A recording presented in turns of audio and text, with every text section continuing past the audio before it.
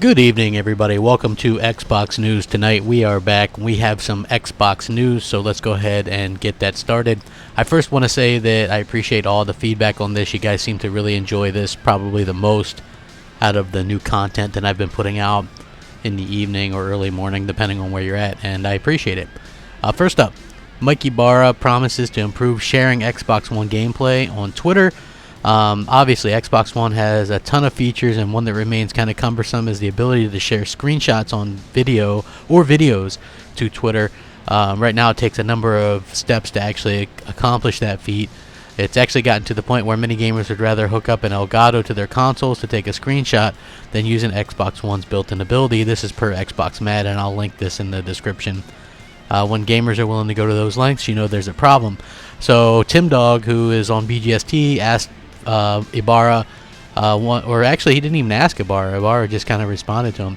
He said, "One thing Xbox software team needs to get straight before Scorpio hits is to have an easy way to show your screenshots on Twitter." And Ibarra responded, "We're on it. Should have been fixed long ago. We know it is bad now." Luckily, Mike Ibarra has promised to update this. While addressing the question, he said his team should have made it easier to share clips on social media a long time ago. Surprisingly, he acknowledged how bad the problem was. So yeah, if you guys didn't know, you can share clips right from your Xbox One to like Twitter and stuff, but you have to click on those and then it redirects you. Whereas I guess with the Switch and the PlayStation 4, they can post them directly to Twitter and you don't have to go into any off-site nonsense. A lot of times what I'll do, I'll just go to the PC and go to my profile, click captures, and then right click and save, and then I'll upload them or whatever. So yeah, it is a kind of a pain in the butt. It would be much better if you could just show them off and more people would do it, and I hardly ever see Xbox shares anymore. So there's a couple of games coming out this week. March 14th, Styx Shards of Darkness return as Styx the Goblin in his next adventure as part of this epic fantasy series in Styx Shards of Darkness. March 16th is the biggie, Mass Effect Andromeda, the EA Access trial. So EA Access members get a full 10 hours of Mass Effect Andromeda to play before its official launch on March 21st. Take command, the Starship Tempest, and lead your squad of military-trained explorers to uncover the mystery of the Andromeda Galaxy. HDR enhanced for richer, more luminous colors on the Xbox One. Hell yeah, folks. I know I am absolutely excited about this one, and I know you guys are too. Next up, we have something that's pretty interesting. A free-to-play game called Terra. It's coming to Xbox One. Publisher En Masse Entertainment has announced that they are bringing the free-to-play MMORPG Terra to Xbox One. The company also revealed that there will be a closed beta sometime in the future as well.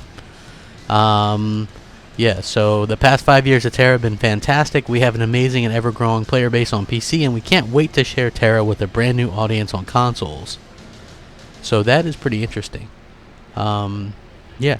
Developed by Bluehole, Terra features real-time skill-based gameplay and boasts 25 million registered users worldwide. The console versions will have fully redesigned controls and rebuilt user interface. It's coming to Xbox One in 2017, but there has been no update 100% confirmed or anything like that. So we'll go ahead and share that with you when that comes out. OneDrive went universal on Xbox One and now supports Word, Excel, and PowerPoint. Yawn. So if you ever wanted to do PowerPoint on your Xbox One, now you can. So amazing, right? Yeah, so there is some State of Decay 2 news, actually. It's pretty interesting. They were at PAX, obviously, and they got asked some pretty interesting questions. They said State of Decay 2, in particular, it's a game of entropy, where modeling a real world resources are finite. Your stamina is finite, gasoline is finite, and let's see.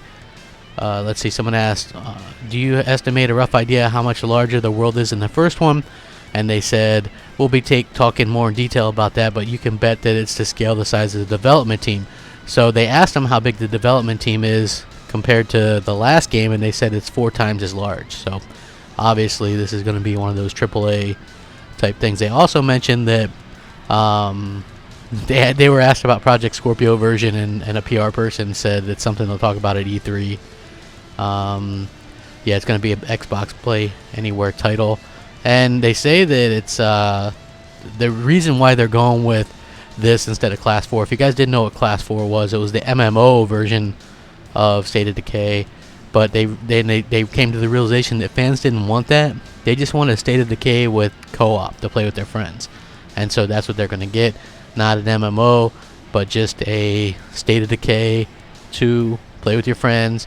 You can grief your friends, meaning you can like set off alarms and stuff like that, but you can't like outright kill your friends and things like that. So I think it's sounding like it's going to be pretty good. It's good to hear some State of Decay news.